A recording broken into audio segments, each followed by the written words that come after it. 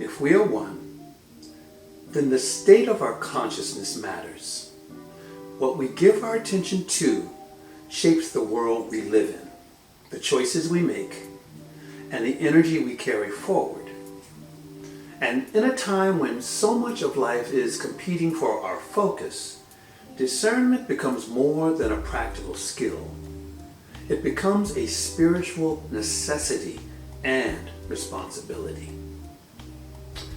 Today's conversation is about what happens when intention meets influence and how to remain clear when the world is full of noise, pressure, and persuasive messaging.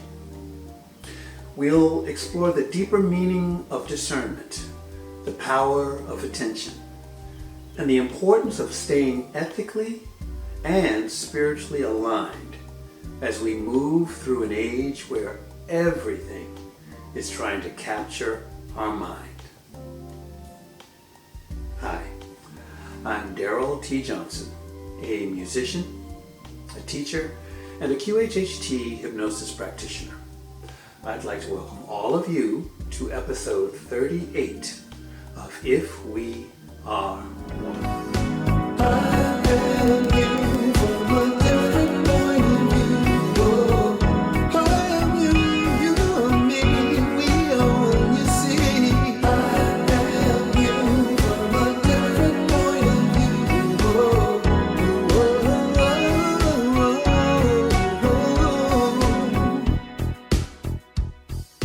Hello, and welcome back to this episode. Today I want to talk about something that started out as a very personal spiritual exercise, but very quickly turned into a bigger reflection about attention, influence, discernment, and the world we're living in right now. I was doing some inner work around abundance, assumption, and living in the now. Just a simple spiritual practice, nothing dramatic, nothing forceful. Just an intentional inner dialogue, quiet tuning of consciousness really, to see how the energetic field responds when you give it clear, focused, consistent messaging. And what happened next was quite interesting. The very next day, my social media feeds started shifting dramatically. The kind of shift that makes you stop and say, wait a minute, where is this all coming from? Instead of my usual spiritually focused content, I started getting flooded with all kind of offers around supplemental income, one after another. Opportunities, systems, special programs, fast ways to earn, things like that. Things that on the surface were presented as if they were answers to the very intention I had been holding. Now keep in mind, this was an inner spiritual exercise. At no point did I ever once utter anything out loud so that my phone or other electronic devices could hear my conversation, dialogue, or intention and mechanically adjust the algorithm to fit my energetic alignment. And I also want to be very careful here because I'm not saying every single thing that appeared was automatically fake or malicious. That's not the point. The point is that the experience itself was revealing something. It was revealing how quickly the energetic field can change once an idea gets activated. And it was revealing how important discernment really is. Because the first reaction, especially if you're someone who is spiritually open and awake, is to think, well, maybe this is confirmation. Maybe this is the universe responding. Maybe this is the abundance field answering me. And maybe there is some truth in that. But I also have to be wise enough to ask the next question. What exactly is responding? Is it alignment? Is it resonance? Is it algorithm? Is it spiritual synchronicity? Or is it the machine noticing that your attention has shifted and deciding to feed you more of what it thinks will keep you engaged? That's where the discernment comes in. Because not everything that appears after an intention is a blessing. Not everything that arrives quickly is aligned. And not everything that feels like a door opening is actually a door you should walk through. A lot of us have had the experience where something comes along and it just feels too good to be true. And usually, when that feeling shows up, it's worth listening to it. Now, in my case, what made it especially clear was the pressure tactics. When listening to some of these opportunities, the language started getting more urgent. The pricing started shifting. There were countdowns. There were offers that said things like limited time and special gifts and you've been selected. There were fake celebrity AI renderings, fake breaking news clips, fake authority, fake urgency, fake social proof. All of the machinery that is designed to create emotional pressure before conscious reflection can kick in. That's when I realized this wasn't just a random stream of opportunities. This was persuasion. And not just persuasion in the ordinary sense. This was something much more refined, much more calculated, much more layered. And that brings me to the phrase I want to use today. Psychic manipulation. Now, I know that phrase can sound dramatic, so let me explain what I mean. I'm not only talking about anything supernatural in a narrow sense. I'm talking about the subtle shaping of perception, emotion, desire, and choice. I'm talking about systems that know how to enter the mind through imagery, timing, emotion, repetition, and suggestion. And let's be honest, that's not new. That's been around for a long time. Back in the day, Edward Bernays helped pioneer modern public relations and advertising methods that understood something very important. People are not persuaded only by facts. People are persuaded by symbols, by emotion, by identity, by association, by status, by story. Bernays understood that if you can shape the image, you can shape the appetite. If you can shape the appetite, you can shape the behavior. And if you can shape the behavior at scale, you can actually shape culture. Now, fast forward to the world we're living in right now. We're no longer in a simple advertising era. We're in an algorithmic persuasion era.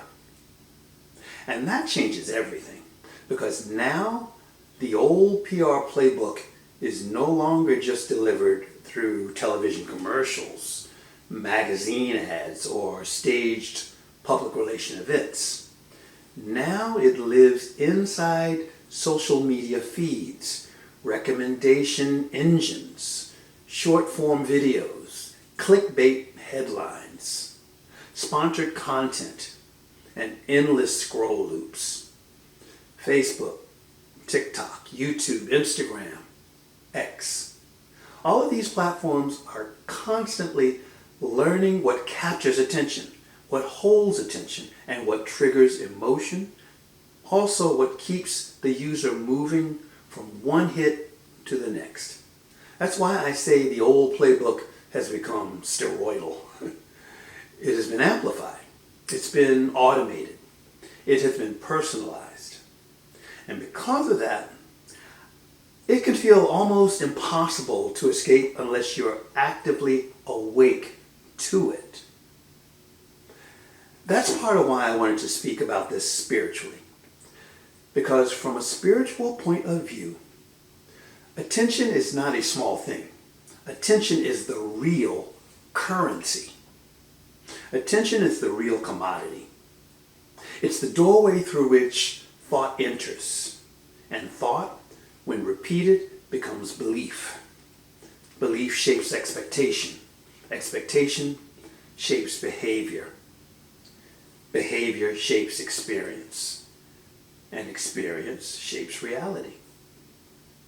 So when people talk about manifestation, I think it's important to remember that manifestation is not just about what we desire in some vague abstract sense. It's about what we continually feed, what we continually believe, what we continually attend to. In that sense, whatever captures your attention begins to influence your energetic field. And that's why discernment matters so much.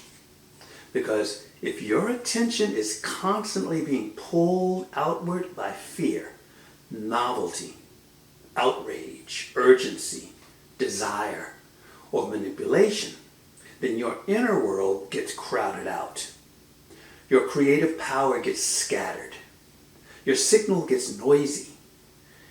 And if we're not careful, we can end up creating our reality from outside influence instead of from conscious choice. That's a deep thing to sit with.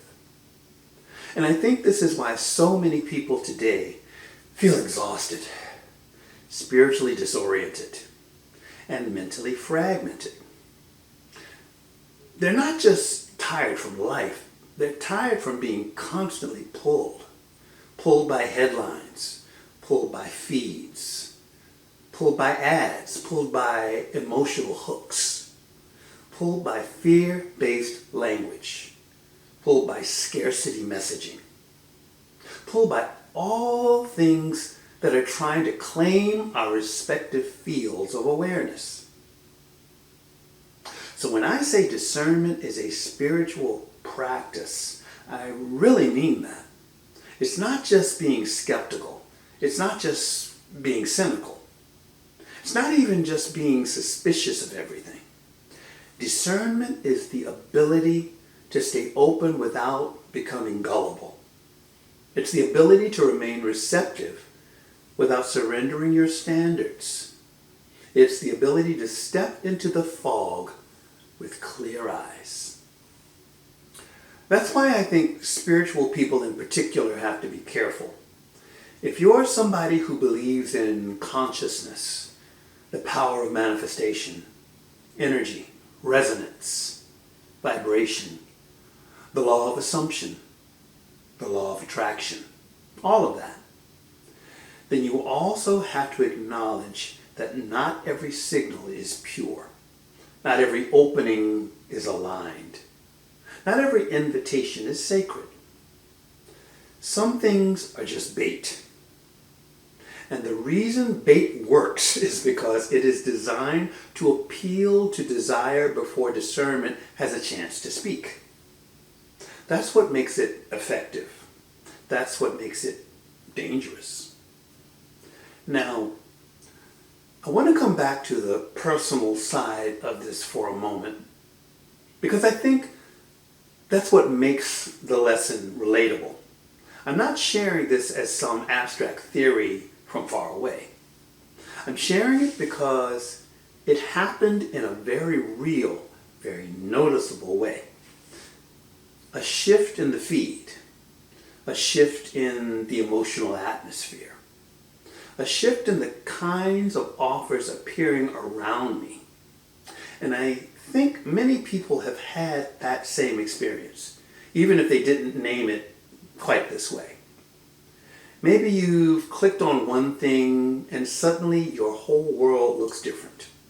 Maybe you've been thinking about a need and the internet starts serving up exactly the kind of thing that plays into that need.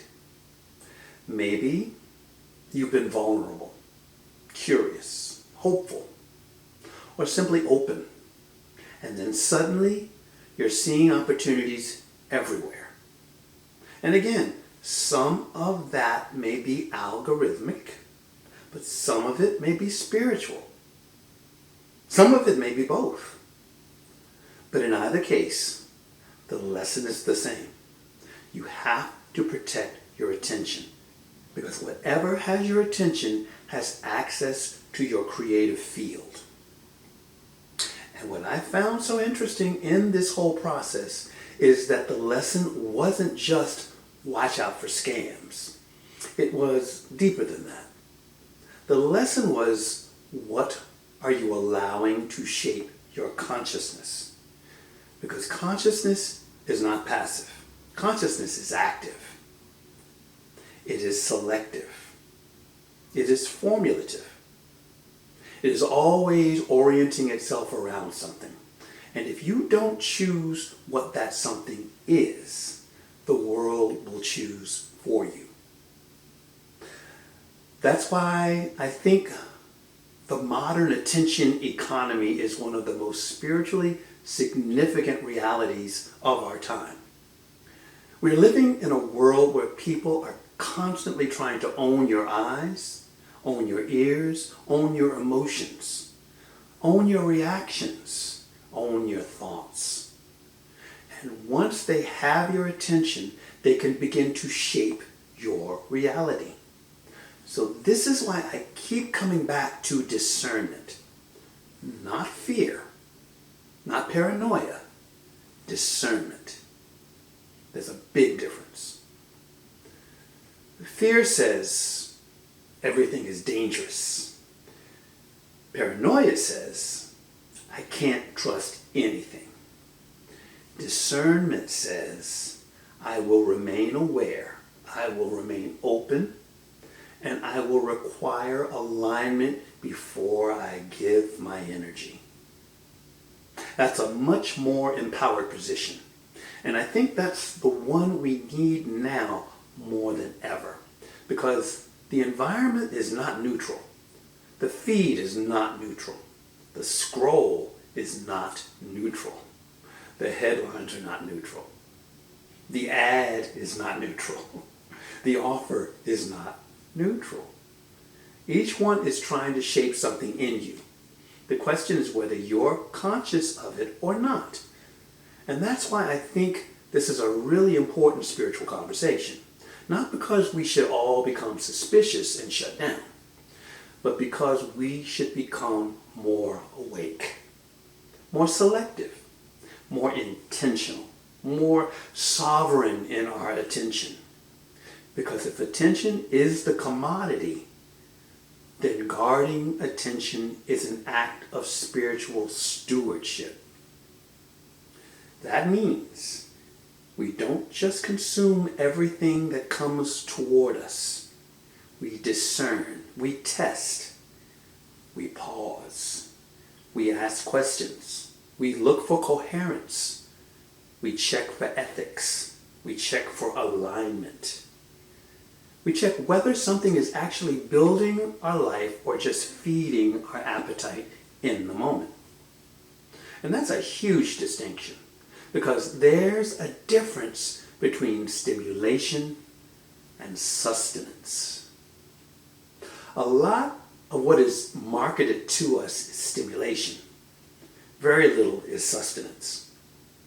A lot of what grabs us is loud. Very little of it is life-giving. So if I were to boil all of this down, I'd say this. Discernment in the age of psychic manipulation is about protecting the consciousness that creates your reality. That's the heart of it. What you repeatedly attend to shapes what you believe. What you believe shapes what you allow. and what you allow shapes what you create.